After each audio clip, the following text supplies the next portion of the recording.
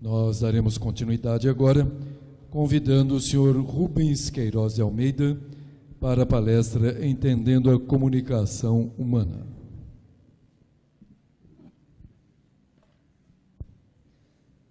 Pessoal, boa tarde. Esse assunto, a comunicação humana, eu confesso que foi o assunto mais difícil que eu já encontrei na minha carreira aqui na Unicamp. 30 anos de Unicamp, é um problema que não consegui resolver e tem mais ou menos uns 10 anos que eu estudo isso. Tá? Então, e nós temos uma complicação adicional que é a tecnologia. Dos 30 anos que eu passei na Unicamp, cerca de 20 anos foi mais ou menos em algum cargo gerencial. Né? E alguém que vem da área de TI, quando quer fazer uma comunicação, faz o quê? Manda um e-mail, está comunicado. Eu aprendi que não é assim, tá? É muito pior. Olha só esse texto aqui. É uma comunicação perfeita, né? Oi, meu nome é Paulo, é o Paulo ali, né? Vou vender bolo de chocolate hoje, das 14 às 17 horas, da entrada da faculdade. Cada fatia é R$5. Interessados podem entrar em contato pelo telefone. Tal. Aí começam as mensagens. O bolo é de quê? Quanto custa? Posso comprar às 18 horas? Onde você estará? Como faço para comprar? Vocês identificaram a situação? Não acontece? Uma coisa que eu usei para tratar esse problema das pessoas não lerem mais é assim, mandar e-mail pequeno, com uma coisa só. Quer dizer, se você antes escrevia um e-mail grande, agora você escreve 20. E, se possível, escreve e-mail sem nada dentro. Manda mensagem direto no subject, que aí a chance de ler é maior, né? Bom, tudo que a gente, na comunicação, um dos maiores problemas é o nosso cérebro, é a maneira como a gente interpreta o mundo. A gente pensa que a gente vê o mundo de uma forma assim, super perfeita, correta, que tudo que a gente vê é verdade, assim, mas não é. O nosso cérebro, ele tem limitações. Aqui alguém consegue dizer para que lado que a bola está girando? Se você olhar a bola vermelha, ela está girando no sentido anti-horário. Se você olhar a amarela, ela está girando no sentido... Tinha que chamar o professor Nobre para explicar isso aí, né? Ó, a amarela está no sentido horário. Então, isso aí é uma situação em que o nosso cérebro está confuso. Ele não sabe interpretar o que aconteceu ali. E grande parte dos problemas de comunicação que nós temos, que eu vou falar um pouquinho aqui, vem justamente das limitações que o nosso cérebro tem de interpretar a realidade, tá? O nosso cérebro é uma coisa maravilhosa, tem trilhões de conexões, enfim. Mas ainda assim, ele é inadequado. Se você pensar que o homem, como nós somos aqui, homens e mulheres, ele começou a sua existência, mais ou menos, dizem, 250 mil anos atrás. Imagina o mundo 250 mil anos atrás e imagina hoje. Basicamente a mesma estrutura biológica, né? E também, olha só que interessante, o boato, né? Isso aqui é um problema sério. O cara manda um comunicado, olha lá, começou o chefe ali, ó. Zé, eu quero o número deste pedido. Despedido? O Zé está despedido? O quê? O Zé e o Tadeu estão despedidos? Eu também? Todo mundo vai ser despedido. Isso aí é uma coisa... Por que nós temos a tendência de dar tanto valor para notícia ruim? Se a notícia é boa, por exemplo, aqui todo mundo já saiu apavorado, né? Agora imagina, se o nosso ser humano, como está hoje, apareceu 250 mil anos atrás, naquele tempo era muito grande a chance de você sair para fazer alguma coisa e não voltar. Então, nós tínhamos que estar preparados para reagir de uma forma muito rápida. Hoje em dia já não é tanto assim, né? Você não precisa sair apavorado. O certo, né, seria a pessoa, vou falar com o chefe para ver se realmente o Zé e o Tadeu estão despedidos antes de sair correndo. Mas não é isso que acontece, né? Agora eu coloquei em vermelho, tá? Isso aqui é um assunto muito importante. A síntese de tudo que eu vou falar. O significado da sua comunicação é a resposta que você obtém. Não interessa que você falou a coisa certa, que você mandou um e-mail. Não, se a pessoa entendeu errado, a culpa é sua, tá? Muitos anos atrás, eu estava numa reunião, aí a pessoa que estava, um dos participantes da reunião, ficou muito bravo comigo, falando assim, você falou isso, e estava muito bravo, né? Eu falei, não, eu não falei isso, eu falei isso, mas se você entendeu isso, a culpa é minha, e eu peço desculpas. O que eu quis dizer foi, na hora que eu falei isso, gente, aí mudou o clima, né? Eu até acho que a Unicamp deveria ter um posto aqui de culpado, um cargo. O cara passa de manhã em tudo quanto é lugar, tudo quanto é sala, está precisando de algum culpado aí, beleza? Então, a culpa é minha, aí daí para frente está para trabalhar. Mas isso aí é muito sério, tá? ainda mais com essa complexidade da comunicação que a gente está tendo hoje, é muito difícil a comunicação. Para esse estudo aqui, o primeiro livro que eu li é um livro de 1974, de um cara, J.R. Whittaker Penteado. Ele falava que a comunicação humana ela não é difícil, ela é impossível, né? O cara que escreveu o livro. Bom, meu primeiro emprego foi em plataforma de petróleo, como engenheiro, né? Uma das vezes que eu fui trabalhar era na floresta amazônica. Então o povo vai lá, corta uma clareira, depois manda tudo de helicóptero e tal. Aí eu estava lendo o manual, e lá estava falando assim, se as suas pernas começarem a ficar pesadas, é um manual em inglês, né, da uma empresa francesa, se as suas pernas começarem a ficar pesadas, significa que você foi envenenado por gás. E nesse momento já é muito tarde para fazer alguma coisa, né? Então, olha só que interessante, é uma limitação nossa, né? Possivelmente, quando foram formadas as reservas de petróleo, de gás debaixo da terra, nós não existíamos da forma como existimos hoje. Então, nós não temos um sensor, que todo mundo agora fala em sensor, né? Sensor de água, de incêndio e tal. Nós não tínhamos sensor para o gás, né? Então, o gás de cozinha ele tem um cheiro artificial que é incluído ali, né? Vocês sabem que não existe cheiro, né? Vocês sabiam disso? Não existe cheiro. Existe o quê? Existe uma molécula de alguma coisa que se desprende daquele negócio ali, entra no seu nariz, e o seu corpo tem uma resposta para vários tipos de molécula. Se você entra no banheiro depois que alguém estava muito inspirado, e você sentir um cheiro, significa que alguma coisa que se desprendeu daquilo chegou no teu nariz, nojento, né? Quando eu soube disso, eu falei, meu Deus, por que eu fico estudando essas coisas, né? Para ficar sabendo isso, né? Bom, outra coisa interessante, esse filme aqui, tem no YouTube, eles fizeram uma reconstituição muito boa, é filme de 1961, se eu não me engano, é Rashomon. O filme é de um samurai que está andando na floresta com a esposa dele, e ele é assassinado. Aí depois do filme, eles ficam recontando a história de tudo que aconteceu, do ponto de vista da mulher, do ponto de vista do bandido que matou o cara, do ponto de vista de um cara que estava passando, e do ponto de vista da própria pessoa que foi morta. Eles fizeram uma sessão, né? A pessoa encarnou e ela contou como ela foi morta. O interessante é que todas as histórias eram diferentes, né? Isso que é o tanto. Esse filme ele foi tão revolucionário que foi até criado um nome chamado Efeito Rashomon. E a partir disso, nas cortes americanas, etc., isso aí tudo é levado em consideração. Quer dizer, a testemunha ocular, ela já não é mais, nunca foi, né? Ela não é mais tão confiável. Então, você vê, por exemplo, uma pessoa presenciou um crime, né? Então, dependendo da situação, geralmente são poucos segundos, é pouco tempo, então a pessoa ela vai sair com uma ideia muito clara do que aconteceu, mas só que essa ideia muito clara, ela não é muitas vezes condizente com a realidade, tá? Então nós somos falíveis, e aí vocês estão vendo mais um ponto em que a comunicação é falha, tá? Nós tendemos a enxergar o mundo segundo aquilo que a gente acredita, as nossas experiências passadas, etc. E na hora que você está conversando com alguém, em reuniões, etc., você vai reagir sempre de acordo com esse passado que você tem, tá?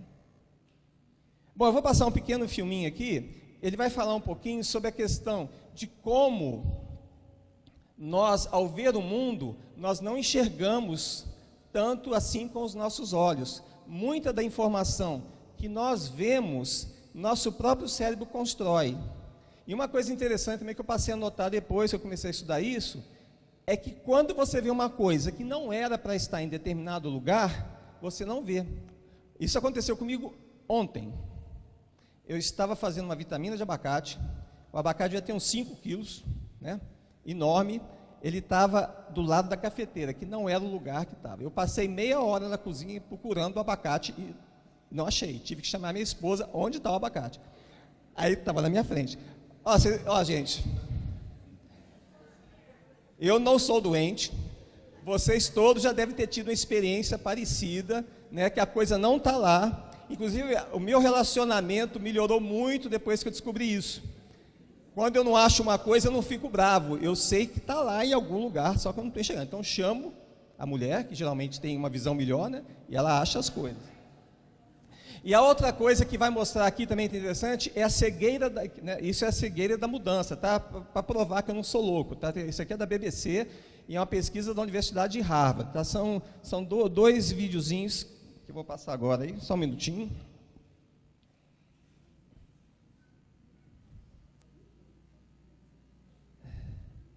Opa, não passou, só um minutinho.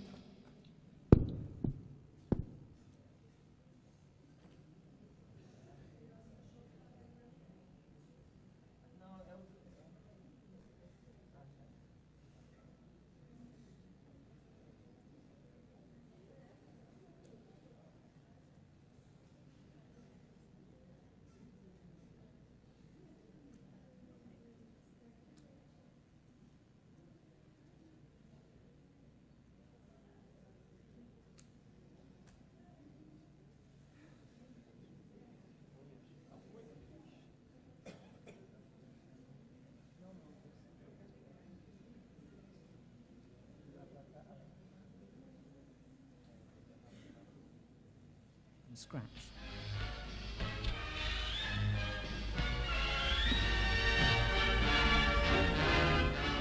Every moment we open our eyes, our brains are filling in a vast amount of additional information. The brain doesn't just allow us to see what's out there, it actually invents much of it. And over the last few decades, neuroscientists have slowly begun to understand how we can create this highly personal inner world. If you look around, the world seems to be high resolution, almost photographically sharp and complete. But in fact, you're actually taking in remarkably little. A lot of what you see or you think you're seeing, you're actually filling in from memory. You're actually completing from information that's been stored from previous times, previous experiences with the world. Anatomical studies have revealed that the visual brain relies as much on information coming from our memories as from our eyes. We are using our knowledge of everything we've ever seen in the past to imagine what is actually out there. One of the most remarkable facts about the brain is that of the 32 known visual areas, virtually all of them that send a connection to another area receive a connection backwards from that area. And those backwards connections are of comparable size to the forward one.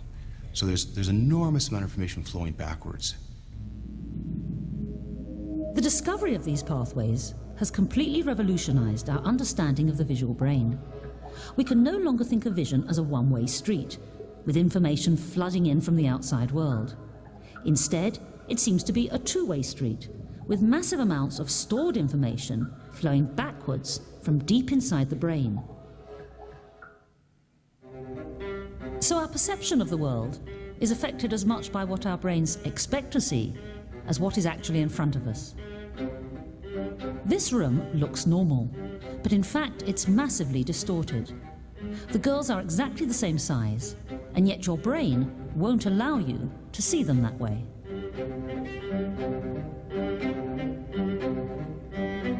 You can't tell that the left side of the room is much bigger than the right side, or that the floor slopes down to the left corner, and that the furniture has been specially designed to fool your brain. All this creates the illusion that the girl is changing size as she walks across the room.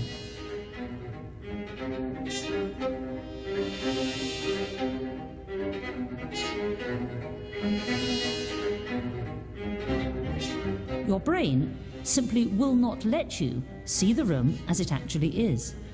Instead, it uses its store of memories to take a shortcut, creating an image of this room based on how you expect all rooms to look.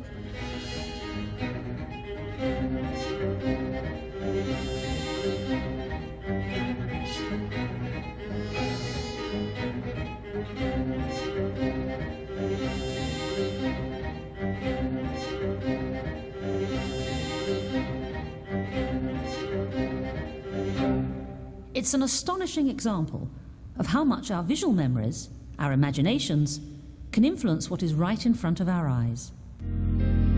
But even with all these specialized systems working away, the brain would be overloaded if it tried to tackle every detail of every object at once. So we just don't bother. we're all equipped with the means of selecting the key aspects of a scene one at a time. This attention system allows us to concentrate on one thing, while the rest of the world falls into the background. All this happens so automatically that we don't notice it. But our brains are constantly scanning the scene, not just passively analysing what's coming in, but actively deciding what it is it wants to see. It seems that we don't just have to point our eyes in the right direction, we also have to point our brains. The difference between these two men seems obvious. Their faces are different, their hair is different, even their shirts are a different colour.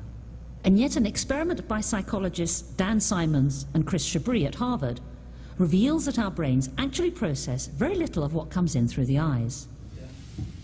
In this experiment, a subject comes up to a counter and a first experimenter hands them a consent form.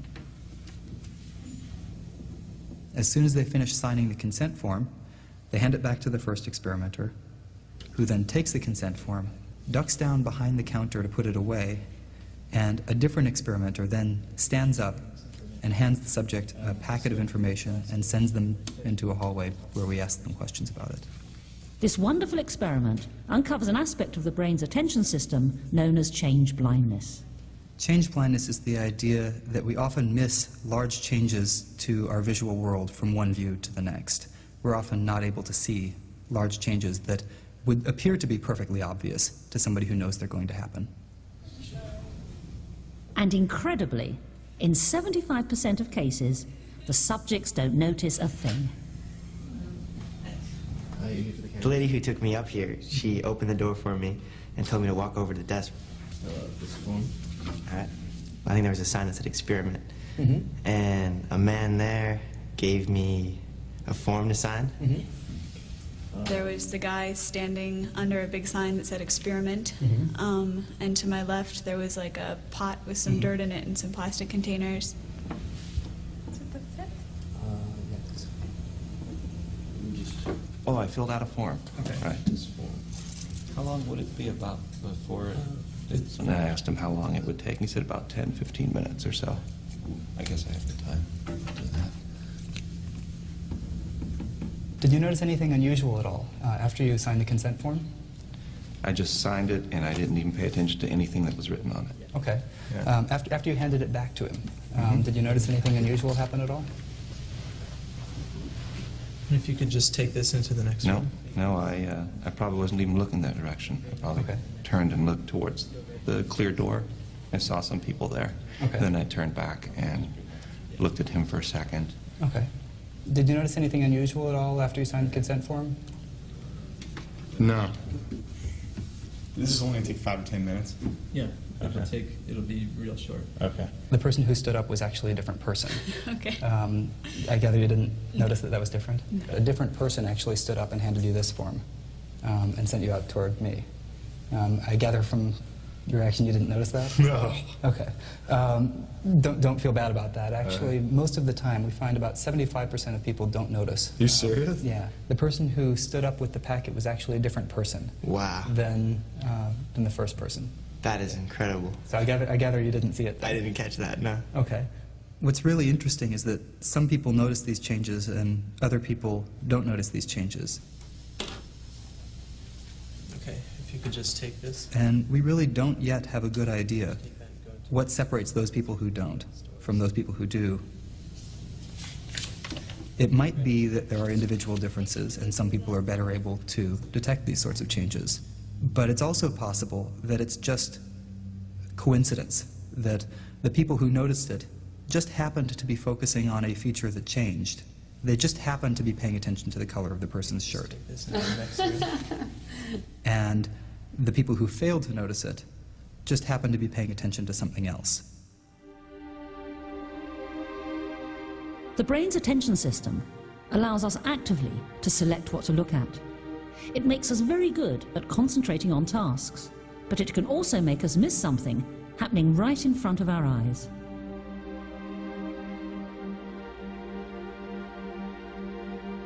Magic is all about making us think we are seeing everything, when in fact we are missing the most important thing of all. Magicians exploit the brain's attention system to the extreme, but understanding how attention is organized in the brain has been a difficult challenge.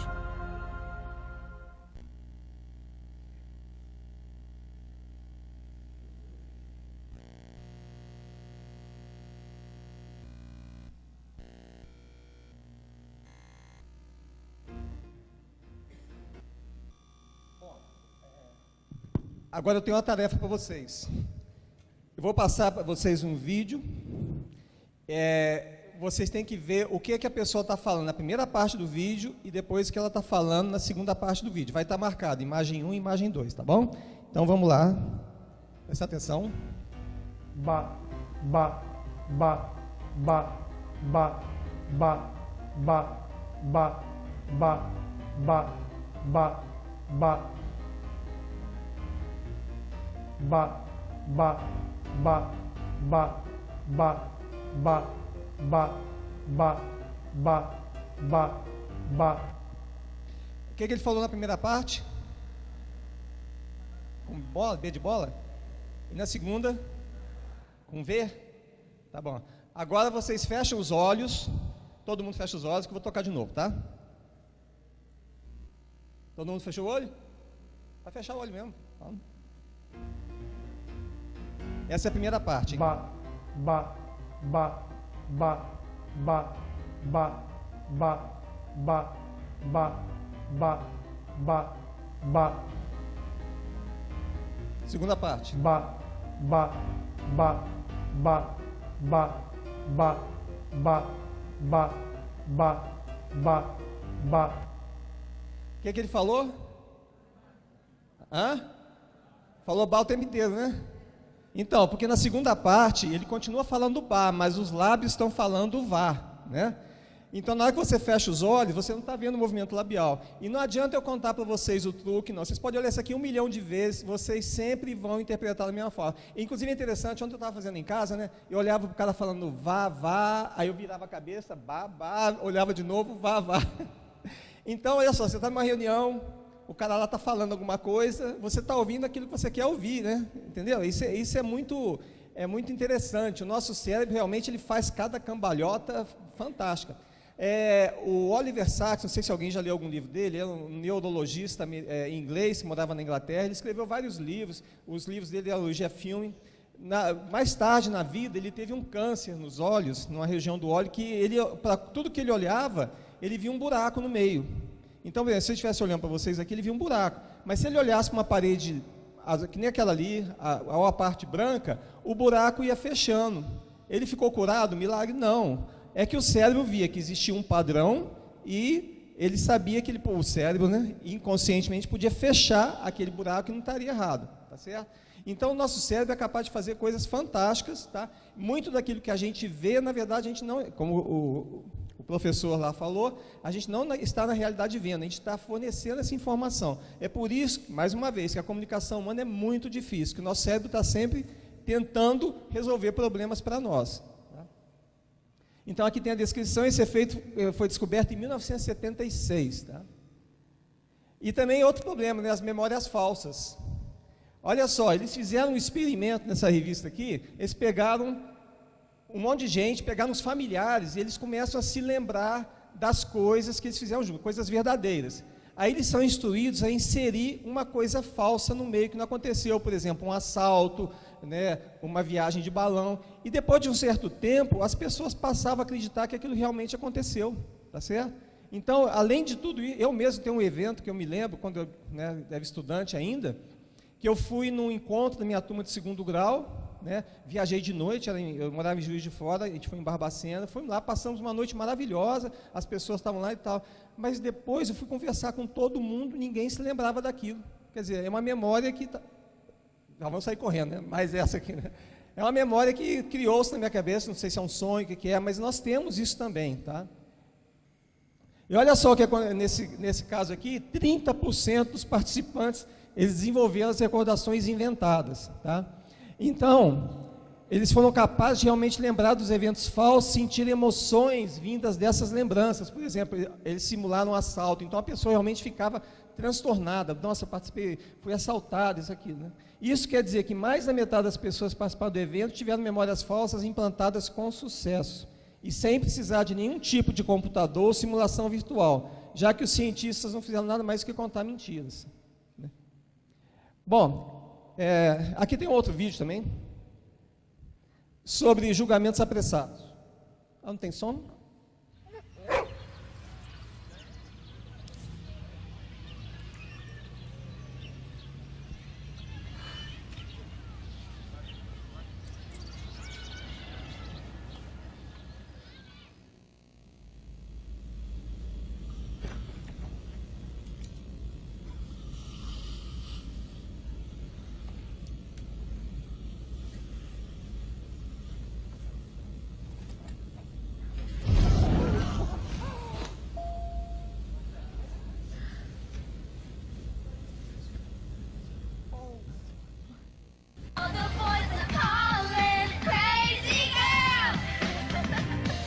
She sings this tonight. I know. Hey, Dad, pull over. We need gum. I'm on it. Oh, honey? Here's some money. What do we got here? Hello.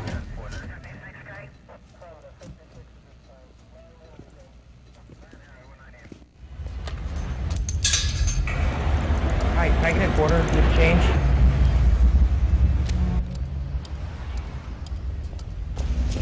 Oh, excuse me. Sorry. Oh, Kevin. Sarah. Hi. So what are you doing? Dude, I forgot your wallet.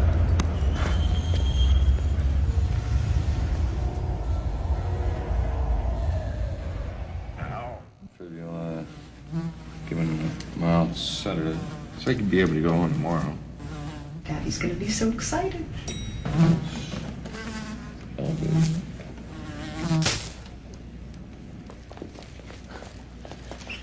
That killed him.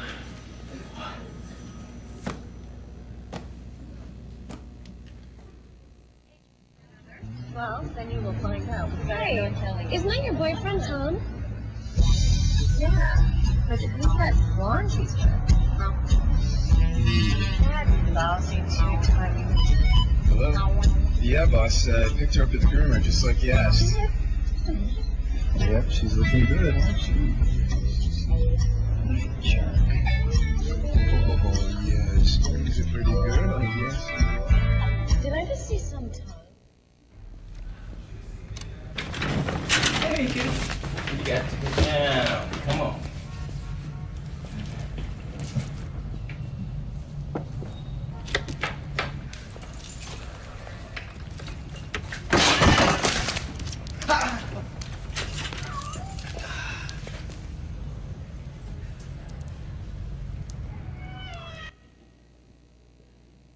Então, nós somos condicionados a julgar rapidamente, tá? Lembra dos 250 mil anos atrás? Nós tínhamos que detectar as ameaças e reagir rapidamente a elas. Mas isso acontece o tempo inteiro, tá? Quando eu estudava nem sei como é que chama hoje, né? Segundo grau, ou primeiro grau, não sei. Tinha parado de 7 de setembro, né? Então, na volta para casa, o trocador estava dormindo. Aí, o que eu fiz? Não quis acordar o cara, abri a gavetinha dela e botei o dinheiro. Aí ele acordou. Imagina o que ele pensou, né? Está roubando, ou quer roubar. Então, naturalmente, nós tendemos a ter reações apressadas. Mas, o que é o objetivo de todos esses vídeos aqui? É justamente mostrar que nem sempre aquilo que o nosso cérebro está interpretando é a realidade. Então, a gente vê muito destruição de reputação. Uma pessoa que tem um histórico, assim, sei lá, você conhece a pessoa há 10, 15, 20 anos, a pessoa sempre se comportou de maneira exemplar, você vê uma coisa ruim, o que você fala? Poxa vida, hein? Queiroz, hein? Quem diria, né? Ninguém nem suspeitava, né? A vida inteira, nunca fez nada de errado, não é verdade? E ninguém pergunta para o Queiroz lá, o Queiroz é Rubens, tá? O Queiroz é aquele cara lá que está enrolado, não sou eu não, tá bom? Então, o Rubens, ninguém vai lá perguntar para o cara o que aconteceu, não é verdade? A gente não faz isso, tá? Nem levanta uma dúvida, né? Então, essa é uma campanha de uma seguradora, né? Não julgue apressadamente, don't judge too quickly, ele colocar ali, we won't, nós não julgaremos. E essa historinha aqui, nossa, olha só, outro julgamento apressado, né? O pai chegou para o filhinho novinho, coisa de 5, 6 anos, e pediu uma maçã para ele. Aí o menino foi e pegou a maçã, mordeu uma, mordeu outra e mordeu a terceira. Ele falou, nossa, meu filho é tão egoísta, eu não criei meu filho para ser assim. Aí depois o menininho chega, pai, pega essa aqui que é a mais doce. Nossa, né? Acabou com o pai, né? Matou o velho. E a gente tende a pensar sempre pior. Ele não podia ter pensado isso, que o filho estava experimentando para dar melhor para ele. Não, a gente pensa sempre pior. Então o cérebro é um sistema projetado para um determinado ambiente em tarefas, que não é esse ambiente que a gente vive hoje, com suas limitações, tendências e defeitos. Todos os erros humanos são causados pelas limitações. O problema é que a gente nem mesmo sabe quais são essas limitações. Tá? Isso é o que eu tenho estudado aí durante bastante tempo. E olha só que interessante, da quantidade de informação que entra nos 5 sentidos, são 400 bilhões de bits. O que chega na consciência é apenas 2.000 bits, ou seja, 0,0005% de tudo que entrou é o que chega na nossa consciência. Então você tem um processo de filtragem. O que vai chegar na sua consciência, que você vai se dar conta, é justamente aquelas coisas que estão de acordo com o seu passado, com a sua experiência de vida, com aquilo que você acredita, né? E olha que interessante, nesse livro também relata um caso. Tinha um aeroporto que era bem do lado de uma autoestrada. Às vezes o avião era treinamento, né? Gente nova, não sabia pilotar direito, o cara acabava pousando na estrada. E os carros passavam e batiam no avião, mas eles falavam que não tinham enxergado o avião, porque não era para o avião estar lá, tá certo? Então a pessoa não vê o avião e acabava batendo, né? Muitos acidentes aconteciam por causa disso aí. Se você quer que uma mensagem que você está dando seja percebida, você tem que ser escandaloso, você tem que chamar a atenção para ela. Olha esse anúncio aqui. Cuidado, as crianças que estiverem sozinhas serão vendidas para o circo. Eu duvido que tenha alguma pessoa, algum pai, mãe, irmão, que ao ver uma mensagem dessa não vai pegar a mão do filho, não é verdade? Quer dizer, é uma coisa escandalosa, não é verdade, mas ela chama atenção, né? Outro exemplo aqui, ó, diminua ou morra. Indo para Minas Gerais, perto da cidade de Boa Esperança, tem uma curva que já matou muita gente. Então eles sinalizaram bastante a curva, né? A curva é perigosíssima mesmo. Mas assim, você começa uns 5 km, já começa a ter mensagem da curva, né? Aí você vai diminuindo, chega num ponto, dá vontade de descer do carro e empurrar, de tanta coisa, quer dizer, chamar a atenção. Morre muita gente em volta, mas naquela ali nunca mais morreu ninguém, né? Bom, e tudo que a gente vê, nós vemos através dos nossos sentidos, que vocês estão vendo que é limitado. Nós só podemos ter consciência daquilo que nossos sentidos nos mostram, que é uma versão limitada daquilo que nós poderíamos ser. Nós vemos, ouvimos e sentimos apenas aquilo que os nossos sentidos nos permitem. Então, o que nós percebemos no mundo é só um pedacinho da realidade, né? Que ela foi filtrada pelos sentidos, pela experiência, pelas crenças e reconstruída no cérebro por meio da linguagem. Então, essa interpretação da realidade que a gente faz é o que a gente chama de mapa mental. É lógico que você não vê o mundo como ele realmente é. Você vê o mundo de acordo com aquela interpretação que você dá. E o mapa mental pode ser mudado, né? Tem um filme na HBO, muitos anos atrás que eu vi, eu peguei, né, um pedaço dele, assim, tinha uma mulher que ela estava falando muito mal do marido, porque o marido tinha fugido com a secretária. E o filme inteiro ela falando mal do cara, né? Aí no finalzinho do filme ela vai passear no quintal, olha lá no buraco, está o marido dela morto. O marido dela tinha saído para andar no quintal, caiu no buraco e quebrou o pescoço. Então, quer dizer, ela construiu uma realidade a respeito do marido totalmente diversa. Quer dizer, ela teve que mudar o mapa mental dela, de modo que ela viu o cara morto, que não dava tempo do cara fugir para a Alemanha com a secretária e tal, voltar e cair e quebrar o pescoço, né? Então ela teve... E nós fazemos isso o tempo inteiro. Nós sempre, assim, tem gente que não muda, né? Ela vai ficar com aquela interpretação da realidade a vida inteira. Mas, frequentemente, se você pensar como você pensava quando você tinha 10 anos, 15, 20, quer dizer, nós estamos constantemente refazendo a nossa interpretação do mundo, nosso mapa mental. E outra coisa, né? Um problema que todo mundo ignora o fato que nós somos diferentes. E que essas diferenças que nos equipam para ver o mundo a partir do nosso ponto de vista. Por exemplo... tem gente que na língua tem o triplo ou 4 vezes mais papilas gustativas que o normal da população, ou seja, eles têm um gosto muito afinado, muito refinado. Músico, por exemplo, quando eu estava fazendo inglês na faculdade, a professora uma vez ficou revoltada com um cara, porque o cara falava igualzinho a ela, inclusive com um tom de voz. E ela pensava que ele estava imitando ela. Mas aí ela começou a dar um maior esculacho no cara, e o cara, você via que o cara estava super, né, constrangido. porque ele estava repetindo, e o cara era músico, né? E ele nem sabia porque estava xingando ele, porque ele conseguia realmente ouvir as coisas de uma maneira diferente. Então, nós somos diferentes, a nossa visão do mundo é diferente, tá? Então, outra coisa também, normalmente nós gastamos mais energia defendendo a nossa posição do que entendendo os outros. A gente raramente para ouvir as outras pessoas. Tem esse quadrinho aqui do Calvin Hobbes, que é bem interessante, né? O menininho está falando assim, quanto mais sentenças você completar, mais alta a sua pontuação. A ideia é bloquear os pensamentos do outro e expressar os seus. É assim que você ganha. Aí o leãozinho lá, o tigre, né? Conversas não são competições. Ok, ponto para você, mas eu ainda acho que eu estou na frente. Quer dizer, às vezes você entra numa reunião, é uma competição para ver quem fala mais, né? Bom, e outro problema é a rotulação. A rotulação é aquilo, também, de acordo com a nossa Constituição, nós vemos uma pessoa, imediatamente você já tem que enquadrar aquilo em algum ponto. É inteligente, não é inteligente, é isso, aquilo. Então, nós somos muito rápidos para rotular as pessoas, e nós podemos estar errados. Eu vou contar uma historinha para vocês, bem interessante. Na China antiga, não sei se ainda é, né? Mas na China antiga era costume, quando o filho mais velho casasse, ele levava a mãe para morar com ele. Aí, num desses casos, a moça, a nora, né, ela odiava a mãe não, a sogra, né? E ela falou, eu não vou aguentar viver com essa mulher aqui dentro, eu vou dar um jeito de matar ela. Ela foi no sábio da aldeia e perguntou para ele assim, o que eu posso fazer para matar essa mulher, que eu não vou suportar a vida com ela dentro de casa. Aí o sábio falou assim, na aldeia todo mundo sabe que você não gosta dela. Então, se ela aparecer morta amanhã, por algum meio que não seja um meio natural, a primeira suspeita vai ser você. Então, você tem que mudar a percepção que as pessoas têm a seu respeito em relação a ela.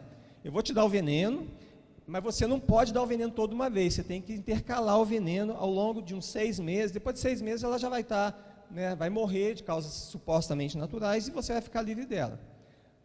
Mas tem uma coisa, você tem que ser super atenciosa com a sua sogra, tem que atender aos mínimos desejos que ela tiver. Quando ela acordar, você vai lá estar do lado dela com a aguinha, com o chazinho que ela gosta, vai lavar, fazer massagem no pezinho dela, vai pentear o cabelo dela. Aí ela falou, tá bom, essa mulher é tão ruim que vale a pena o sacrifício. E ela fez religiosamente todo dia o veneninho, mas também está dando muito bem. Aí foi passando o tempo, e o relacionamento das duas começou a melhorar, né? Então ela voltou para o sábio da aldeia, sábio, o que eu faço? Eu dei o veneno para ela, ela já deve estar quase morrendo, mas eu agora gosto tanto dela, o que eu faço? Aí o sábio, não é sábio à toa, né? Não, eu não te dei veneno, te dei chá verde, tua sogra vai viver muito tempo, porque eu sabia que se eu chegasse e falasse para você que a sua sogra não era o que você pensava dela, você nunca iria acreditar em mim. Então o que eu fiz foi mudar as condições para que você pudesse realmente ter a percepção de quem ela é, quer dizer, a questão da rotulação, né? Ela rotulava a sogra como, né, uma pessoa ruim. E a percepção é distorcida. Por exemplo, uma vez, não precisa ser você a rotular a pessoa. Você ouve de alguém, aquele cara é um traste, tá? É ruim pra caramba, que você nem conhece o sujeito, alguém te passou a informação. Então, na hora que você vê o cara, você já vê, né, que o cara é safado, e vai ser muito difícil você mudar a percepção que você tem dele, porque alguém te falou alguma coisa a respeito dele. É muito difícil mudar o rótulo, né? E outra coisa interessante, até a própria pessoa que é rotulada, ela vai tender a mudar o comportamento dela para se adequar ao rótulo. Por exemplo, cursinho pré-vestibular, não sei se ainda tem, mas eles pegavam assim, os alunos mais inteligentes e colocavam numa sala.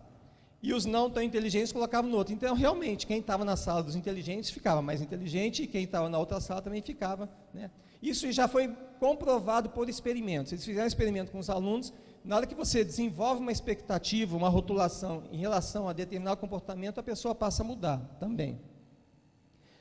Então, ali, as expectativas ditadas pelo rótulo fazem com que sejam salientados os comportamentos compatíveis com aquele rótulo. E o nosso próprio comportamento frente à pessoa rotulada pode induzir a comportamentos coerentes com os que antecipamos, né? Nós tendemos como eu falei, né, nós tendemos a perceber a pessoa à luz do rótulo que lhe foi imputado. Embora comum, a tendência à rotulação é perigosa e leva a injustiças e erros de julgamento. Bom, aí tem outro problema também, né? Problema não, a gente tem que entender, a comunicação entre os sexos, né? Isso aí é difícil também. Olha só, a mulher, ela consegue enxergar melhor do que o homem. E o homem também não presta atenção em detalhe, né? Oi, acabou. Já a mulher, ela olha, a minha esposa, isso eu já confirmei com um monte de mulher, é verdade, tá? É até um pouco embaraçoso, que né? Ela examina o cabelo, vê a pele, inspeciona as joias, vê se o bronze é verdadeiro, né? Enfim, é um raio-x completo, não é verdade? As mulheres aí? A minha esposa falou, é mesmo, é verdade. Outra coisa, percepção de cor, a mulher enxerga muito melhor. Por exemplo, salmão para o homem é peixe, é um tipo de cor, né? Nós homens não estamos habilitados a ter essa percepção. Então, na hora que a mulher fala para o marido, vai lá pegar minha blusa salmão, aí o cara já vem de um peixe, aí ele vai lá pega alguma coisa que não é salmão, aí começa a briga, não é verdade? A autoimagem do homem também é muito melhor. O homem está lá caindo aos pedaços, mas olha, ele se acha lindo. Já você pega uma mulher maravilhosa e tal, ela olha no espelho e o que é que ela vê, né? É verdade isso aí? E o homem não para pedir informação, né? Tá lá os moleques lá, socorro, meu pai está perdido. Por quê? O homem, ele é um cara que resolve os problemas, né? Então, você bota uma situação dele que ele não consegue, ele vai rodar até o outro lado do mundo, mas não vai admitir, não vai parar para pedir informação, né? A visão periférica das mulheres também é muito melhor que a do homem. Então, às vezes você está no shopping, né? O homem assim, vê uma mulher bonita, ele tem que virar o pescoço para olhar. Aí começa a briga. Mas a mulher faz a mesma coisa, porque ela não precisa olhar, ela enxerga assim. Então, depois que eu li esse livro aí, nossa, eu falei, meu Deus do céu. Toda hora que eu passar do lado da mulher, eu falei, já raio-x completo, né? Ela consegue enxergar melhor. Então, isso aí tem tudo a ver com aquela arquitetura biológica de 250 mil anos atrás. A mulher, possivelmente, ela estava vivendo num ambiente em que ela tinha que ter essa atenção multifocal. O homem não, ele saía, talvez para pegar comida, né? Então ele tinha que focar, né? Olhar determinado lugar. Na comunicação em mulher, o homem, quando está aborrecido, ele fica quieto. A mulher, quando está aborrecida, ela quer falar. Olha o sinal, aí o problema, né? O homem quer ficar quieto e a mulher quer falar. E assim, eu realmente também ficava chateado no começo do meu casamento, né? A minha mulher chegava e falava um problema para mim, eu falava, não, você pode fazer assim, assim, assim e tal. Aí ela nunca fazia o que eu falava. Aí eu me sentia ferido, né? Porque o homem é o cara que dá soluções. E nenhuma das soluções valia. Então você se sente diminuído, você não dá valor para a minha opinião, que tristeza. Então, depois de um certo tempo, né? Eu passei, aí quando a minha mulher tem um problema, eu ouço, e ouço, e ouço. Eu ouço 6 meses direto, o mesmo problema, assim, fico ouvindo. É mesmo, né? Mas que coisa, né? Tal. E é mil maravilhas, né? Até tem uma história dos índios americanos, eles falam assim, a mãe chegar para a filha e falar, quando o seu marido estiver calado, é que ele foi para uma caverna, nessa caverna tem um dragão. Se você chegar lá, o dragão vai te comer. Ou seja, é uma parábola, né, falando, se o seu marido está quieto, deixa ele lá, não vai perturbar, porque o homem resolve o problema dele ficando quieto, e a mulher resolve o problema falando, é verdade? Né? Então é uma maravilha, assim, nossa, não ter que resolver problema, é ótimo. Agora você vê aí, né, o entendimento. A outra coisa também na comunicação, né? A mulher não é direta na comunicação. Uma vez eu estava andando de carro com a minha esposa, vindo de viagem, ela chegou para mim e falou assim, você quer tomar café? Aí eu falei, não, muito obrigado. E continuei dirigindo. Só que eu notei que do lado de cá parou o barulho, né? Ficou aquele silêncio, assim. Aí eu olhei para a cara dela assim. O que houve? Aí ela respondeu com aquela palavra que o homem, quando ouve, tem que sair correndo. Qual que é? Nada. Mas você perguntou, né, entendeu? Então, um conselho para as mulheres, né? Quando for comunicar com o marido, explique detalhadamente, se possível faça um desenho, tá? Porque senão não entende, homem não entende indiretas. Aí eu vou mostrar um vídeo aqui, mais daqui a pouquinho, que fala um pouquinho sobre isso. E as mulheres ficam sentidas, porque a mulher, a comunicação dos 2 hemisférios chama de corpo caloso. Na mulher é 40%, essa comunicação entre os 2 hemisférios é 40% maior que no homem. Ainda não foi provado, mas eles dizem que essa é a razão pela qual as mulheres podem vivenciar mais as emoções do que os homens, tá certo? Elas têm esse lado de enxergar, por isso que a informática está complicada, né? As mulheres estão saindo da área, Então, às vezes, um homem vai lá, ele está preocupado com a tecnologia, fazer aquele negócio das cambalhotas e tal. Já a mulher, ao interpretar os desejos do usuário, ela vai ser mais capaz de entender a real necessidade que ele está tendo. Por isso que é importante esse equilíbrio, né? Não pode ser só homem, tem que ter os dois lados, né?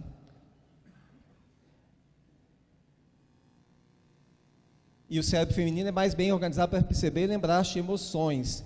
E a diferença quanto à expressão visível das emoções é uma das maiores causas de entendimento entre homens e mulheres. Vamos ver esse vídeo aqui. De novo, o som sumiu. Parece muito especial pela questão da empatia. Todo mundo parece tão feliz.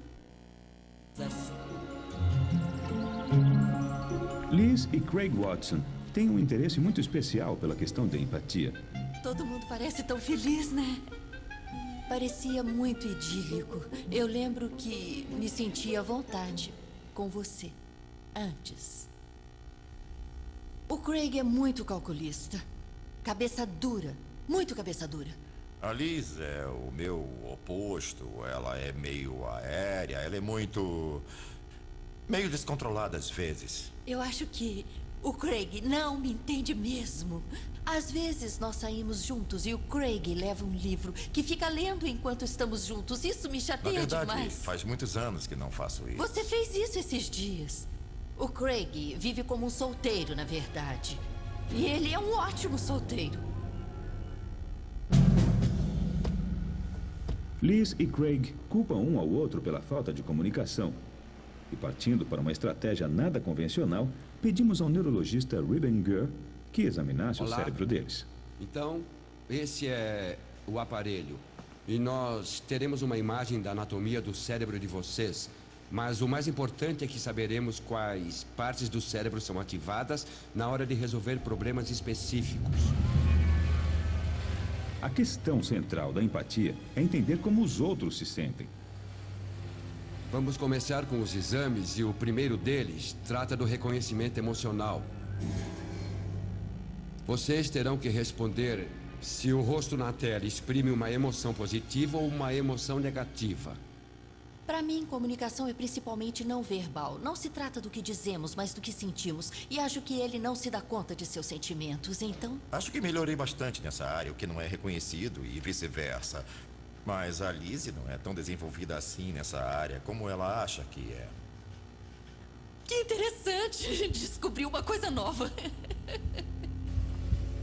Se o exame mostrar que Liz e Craig compreendem as emoções alheias de formas diferentes, a falta de compreensão mútua pode ter bases neurológicas. A parte do cérebro que lida com emoções está bem no centro do cérebro, aqui. A Liz mostra uma atividade contínua. Já o cérebro do Craig não mostra nenhuma atividade na área emocional do cérebro. Não acredito. Você se concentrou estritamente a parte emocional, pensando em como se sentiria se fosse você.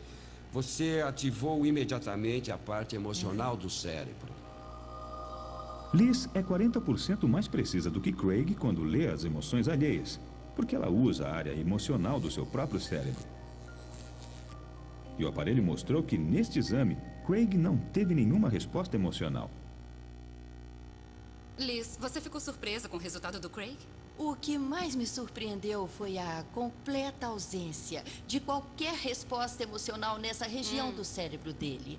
E isso me ajudou a entender porque, muitas vezes, eu esperava que ele mostrasse mais sensibilidade. Mas mudando o ponto de vista ainda sobre nossa comunicação, eu às vezes preciso que as coisas fiquem mais claras, entendeu? Porque eu não consigo fazer telepatia, sabe? Você tem que falar comigo. E, além disso, nas situações em que vão gerar uma briga, eu tento pôr panos quentes, tento acalmar, eu tento evitar as brigas, enquanto você está mais disposta a levar adiante. Bom, mas eu acho que é muito mais interessante pensar nisso sabendo que você não tem reação emocional. Quando as mulheres assumem que os homens são assim mesmo e vice-versa, é aí que surgem as dificuldades. Você tem certeza que está enviando todos esses sinais. É absolutamente óbvio que você está chateada e quando o cara não reage, você fica pior ainda porque queria uma resposta emocional. Você quer falar dessas questões, desses problemas emocionais e espera que ele responda e não que ignore você. E aí o que acontece? Vocês acabam brigando. É uma pena que tudo tenha que virar uma briga só para conseguir ativar essa reação emocional. A única solução é perceber que somos diferentes, que processamos a informação de forma diferente. E como isso vai funcionar? Isso aí é um documentário da BBC, você viu no Discovery, tá? São 2 episódios de 1 hora sobre o sexo, né? Bastante interessante. Bom, então, novamente, você pega uma mesma história, você pode contar essa história de diversas formas diferentes.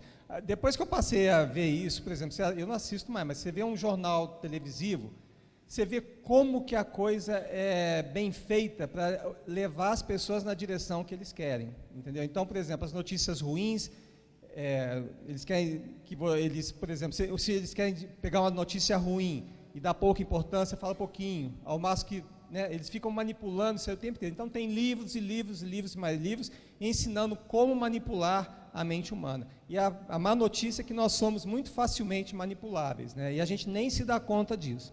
Então vamos ver algumas historinhas aqui. A historinha do lobo mal contada por diversos veículos de comunicação. Começando com o Jornal Nacional. Boa noite. Uma menina chegou a ser devorada por um lobo na noite de ontem, mas a atuação de um caçador evitou uma tragédia. Aí vamos para o Cidade Alerta. Ainda é da Atena? Não. Ele já saiu lá. Ó. Onde é que a gente vai parar? Cadê as autoridades? A menina ia para a casa da vozinha a pé, não tem transporte público e foi devorada viva. Um lobo safado. Quer dizer, já meteu o pau no transporte público, no caráter do lobo, né?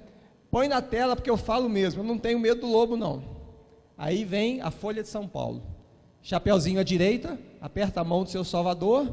Na matéria, box com o zoólogo explicando os hábitos alimentares dos lobos e um imenso infográfico mostrando como o Chapeuzinho foi devorado e depois salva pelo lenhador. Aí vem a nova. 10 maneiras de levar um lobo à loucura na cama. 0 hora, lá do Rio Grande do Sul. A avó de Chapeuzinho Vermelho nasceu no Rio Grande do Sul. A Caras, ensaio fotográfico com Chapeuzinho na semana seguinte. Na banheira de hidromassagem, Chapeuzinho fala a Caras. Até ser devorada, eu não dava valor para muitas coisas da vida. Hoje, eu sou outra pessoa. Discovery Channel. Vamos determinar se é possível uma pessoa ser engolida viva e sobreviver. E a Playboy, ensaio fotográfico. No mês seguinte, veja o que só o lobo viu. Bom, então... Essa é uma maneira, né, meio caricata, mas realmente a gente vê na nossa imprensa de várias formas como que a informação é manipulada. Então, não existe objetividade de informação. Cada pessoa vai dar a informação de acordo com o que ela acredita. Tem um amigo meu que é filósofo, outro dia ele chegou para mim, ele começou a contar assim, não, nós filósofos, nós temos que analisar uma teoria e a teoria contrária, para então tomarmos as nossas decisões. Eu falei com ele, isso não existe, né? É impossível, porque você sempre vai ter um determinado pendor para alguma coisa. Quer dizer, na cabeça dele, ele se sente como se fosse isento, mas não é. Todo mundo tem um certo, mesmo fazendo esses estudos assim de um lado e de outro. Então, isso aí é um fato da natureza. Nós somos tendenciosos, e a gente tem que entender isso. Outra coisa, aqui, do Krishnamurti, que é um filósofo indiano, o que é que ele diz? Observar sem avaliar é a forma mais elevada de inteligência humana. Isso é muito, muito difícil, tá? Eu acho que até impossível. Talvez ele, que é um cara iluminado e tal, pudesse. Porque sempre que nós olharmos para alguma coisa, a gente imediatamente vai formar uma opinião, a gente vai fazer uma rotulação, etc. O que é a diferença, que talvez seja um objetivo dessa nossa conversa? É que você saber que biologicamente você está condicionado para proceder desta forma. Então, o que é importante? Dá um passo atrás e pensa, realmente é essa a situação? Você viu uma coisa, que nem aquele vídeo lá dos não julgue apressadamente. Nossa, será que é isso mesmo que aconteceu? Converse com a pessoa, não tome decisões precipitadas, tá? É uma coisa difícil, mas a partir do momento que nós estamos cientes das nossas limitações como seres humanos, eu acho que a gente pode se relacionar melhor, tá certo? E repetindo aquele slide lá da frente, lembre-se sempre, o significado da sua comunicação é o resultado que você obtém. Você é responsável pela sua comunicação. Não tem essa de ficar xingando o outro se ele entendeu errado. Não, o responsável é você. É difícil? É muito difícil. Mas deve ser praticado no intuito de melhorar as relações de trabalho, etc. Tá bom? E muito obrigado.